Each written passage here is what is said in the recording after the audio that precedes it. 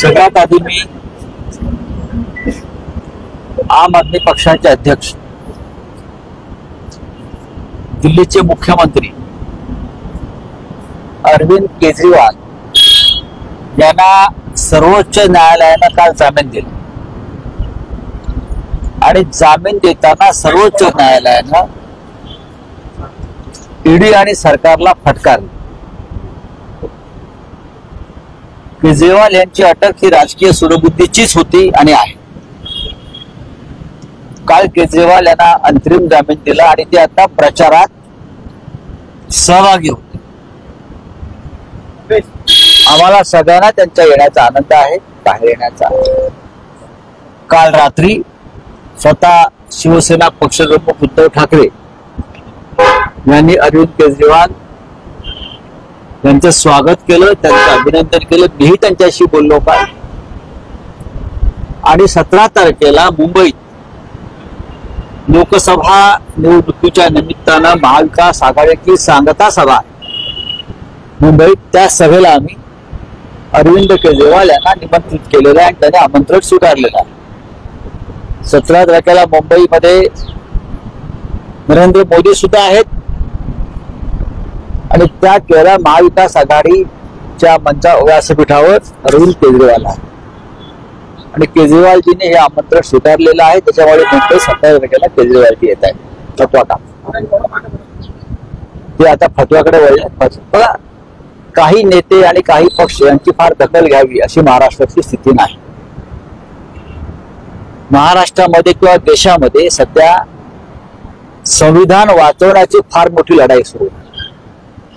या देशातली लोकशाही, या देशातलं स्वातंत्र्य आणि संविधान धोक्यात आलेलं असताना हिंदू, मुसलमान, ख्रिश्चन, शीख, जैन, बुद्ध या देशामधले सगळ्या जाती धर्माचे पंथाचे लोक संविधान वाचवण्यासाठी रस्त्यावर उतरू इच्छित आहेत, मतदानाच्या माध्यमातून सत्ता परिवर्तन करू इच्छित आहेत आणि त्याच वेळेला राज ठाकरे यांच्यासारखे नेते महाराष्ट्रद्रोही नरेंद्र मोदी आणि अमित शहा यांच्या मांडीला लावून बसत असतील तर प्रबोधनकार ठाकरे आणि बाळासाहेब ठाकरे माननीय हिंदू हृदय सम्राट बरं का यांच्या आत्म्याला किती यातना होत असतील याची कल्पनाच न केलेली बरी।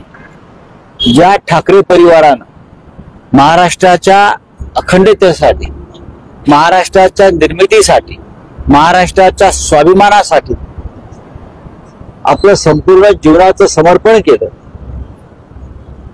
मराठी माणसाला ताकद दिली, त्याच कुटुंबातली एक व्यक्ती महाराष्ट्रावर औरंगजेबी वृत्तीनं चाल करून येणाऱ्या लोकांना मदत करू इच्छित असेल तर मला असं वाटतं प्रबोधनकार ठाकरे असतील किंवा हिंदू हृदय सम्राट बाळासाहेब ठाकरे असतील यांचा पवित्र आत्मा अस्वस्थ झाला असेल। 2019 ला पंतप्रधान नरेंद्र मोदींच्या शिवसेना सोबत असल्यामुळे 9 सभा झाल्या होत्या।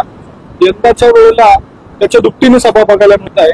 27 सभा, मुंबईत 7 सभा, मुंबईत 7 ते 8 सभा ते घेत आहेत।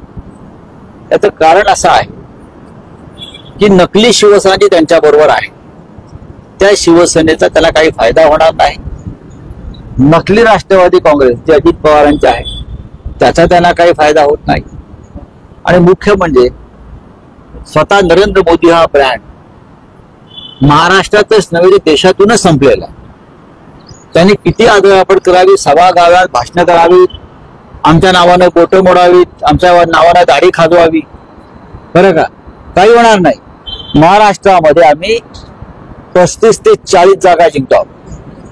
नरेंद्र मोदीने ठाण मांडावं, मुंबईत येऊन तात्पुरतं घर घ्यावं पेडर रोडला, आम्ही त्याला घर बघून देतो, काही फायदा होणार नाही।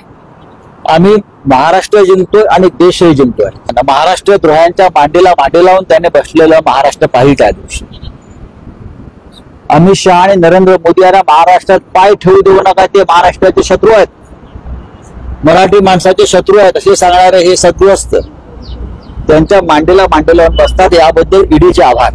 साहेब, नाशिक महापालिकेमध्ये 800 कोटींचा घोटाळा झालाय असा आपण आरोप केलेला होता। 800 ते 900 कोटीचा भूसंपादन घोटाळा नाशिक महानगरपालिकामध्ये नगरविकास खात्याच्या माध्यमातून झालेला आणि 14 तारखेला मी त्या संदर्भात कागदपत्रांसह मुंबईत पत्रकार परिषद घेऊन त्याचा स्फोट करीन. पुन्हा 15 तारखेला मी नाशिकला येतो, त्यावेळेला मी आपल्याला ती कागदपत्र देईन. पण एकनाथ शिंदे यांच्या मार्गदर्शनाखाली, नेतृत्वाखाली असलेल्या नगरविकास खात्यानं नाशिक महानगरपालिकेच्या माध्यमातून जनतेचा 850 कोटीचा पैसा कसा लुटला आणि ठराविक बिल्डरांची कशी चांदी केली, धन केलं नाशिक मधल्या, त्याचे पुरावे मी त्यावेळेला ते नाशिक महानगरपालिकेची जी वाट लावली, त्याचे प्रमुख लोक आहेत, त्याचे सूत्रधार होते या भ्रष्टाचाराचे, ते नगरविकास खात्याचे तत्कालीन मंत्री एकनाथ शिंदे होते.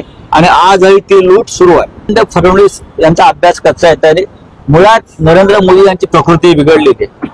आणि मोदींना जेव्हा शिंका येतात, खोकला येतात, तेव्हा त्यांच्या खाली चेल्या चपाट्यांना येतात. तो व्हायरल आहे. त्यांनी मोदींचं भाषण ऐकावं. मुळात नरेंद्र मोदी यांची प्रकृती बिघडलेली आहे, त्यांना उपचाराची गरज. आणि उपचार दोन्ही प्रकारचे आहेत, शारीरिक आणि मानसिक. हे स्पष्टपणे मी सांगतोय. त्यांचा छळ करतोय भाजपा. मोदींना विश्रांती द्यावी, नाही तर लोक विश्रांती देतील. संभाजीनगरची जागा ही परंपरेनं हिंदू हृदय सम्राट बाळासाहेब ठाकरे यांच्या शिवसेनेचे म्हणजे आमचे आहे. चंद्रकांत खैरे ती जागा प्रचंड मताधिक्याने जिंकतायत. आणि त्या कोणते उमेदवार कोण? ते तिसऱ्या क्रमांकावर जात आहेत. तिसऱ्या क्रमांकावर जात आहेत. आमदारांना लीड जर मिळालं नाही तर तिकीट कापलं जाईल असं इशारा शिंदेंनी दिला. त्यांच्या इशाऱ्याला कोण विचारताय? त्यांचे उमेदवार 3 नंबरला जातोय, एवढंच मी सांगतोय. बघा, तुम्ही किती कारस्थान करा, तुम्ही किती षडयंत्र करा, आम्हालाही तुरुंगात टाकतो. सुधाकरराव बडगुजरांना तरी तारीख ते माझ्या बाजूलाच उभे आहेत ना शिवसेनेमध्ये. तुमच्यासारखे पळपुटे के डरपोक आहेत का? काही फरक पडत नाही. 4 तारखेनंतर बघू, एवढंच मी सांगतो. सोडून गेले अनेक वर्ष काम करून सुद्धा अजितदादांनी जातीपातीचं राजकारण केलं नाही असं राज ठाकरे काम विकाससभेत म्हणतात. राज ठाकरे, नरेंद्र मोदी, अमित शहा यांच्या बोलण्याकडे फार गांभीर्याने पाहू नका. ते भरकटलेले आणि लटकलेले आत्मे. चला, नाशिकमध्ये इस्कंदा निवडणूक लढवत आहेत हेमंत गोडसे आणि त्याच्या विरोधात राजाभाऊ जे आपल्या महाविकास आघाडीकडून काय कसं चित्र आहे? हे जे सध्याचे विद्यमान खासदार आहेत त्यांनी बेईमानी केली. माझ्या माहितीप्रमाणे ते 3ऱ्या क्रमांकावर जाते. नाशिकची भूमी गद्दारांना कधी थारा देत नाही. हा नाशिकचा इतिहास आहे. इथे गद्दारी कधी रुजली नाही, बेईमानी रुजली नाही. ज्या शिवसेनेनं तुम्हाला 2दा खासदार केलं, प्रतिष्ठा दिली, त्या शिवसेनेच्या पाठीत तुम्ही खंबीर बसता. कशासाठी? राजाभाऊ गोडसे त्यांची तुफान मिल एकदम पुढे गेलेली आहे. राजाभाऊ वाजे त्यांची तुफान मिल पुढे गेलेली आहे फार. आणि किमान 3 ते 4 लाखाच्या मताधिक्यानं राजाभाऊ वाजे निवडून येतील. आणि जे कोणी शिंदे गटाचे आहेत, कोण आहेत ते तुमचे हेमंत गोडसे, ते 3ऱ्या क्रमांकावर आहेत. आणि एक शांतिगिरी महाराज आहेत, त्यांना गोडसांपेक्षा जास्त मत असत. विजय करंजकरांनी आपली 2 दिवसापूर्वी नक्कल केली आहे. संजय राऊत नाशिकमध्ये आल्यावर काय घडणार असं म्हणायचे. पक्ष सोडताना त्यांनी आरोप देखील केला पुन्हा एकदा की नाशिकमधल्या काही पदाधिकाऱ्यांनीच माझ्या विरोधात कटकारस्थान. असं काही नाही.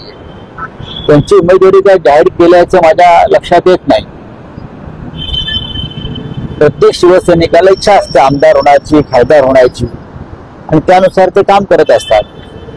आता जेव्हा राज्यपाल नियुक्त यादीमध्ये त्यांचं नाव आम्ही टाकलं होतं, तेव्हा त्याला विचारून टाकलं नव्हतं. शिवसेनेचा एक निष्ठावंत कार्यकर्ता म्हणून टाकलं होतं. आता लोकसभेची उमेदवारी जर मिळाली नाही म्हणून तुम्ही पक्ष सोडत असेल तर आमची ती चूक होती तुमच्या राज्यपालाच्या यादीत नाव टाकण्यात, असं आता आम्हाला वाटतं.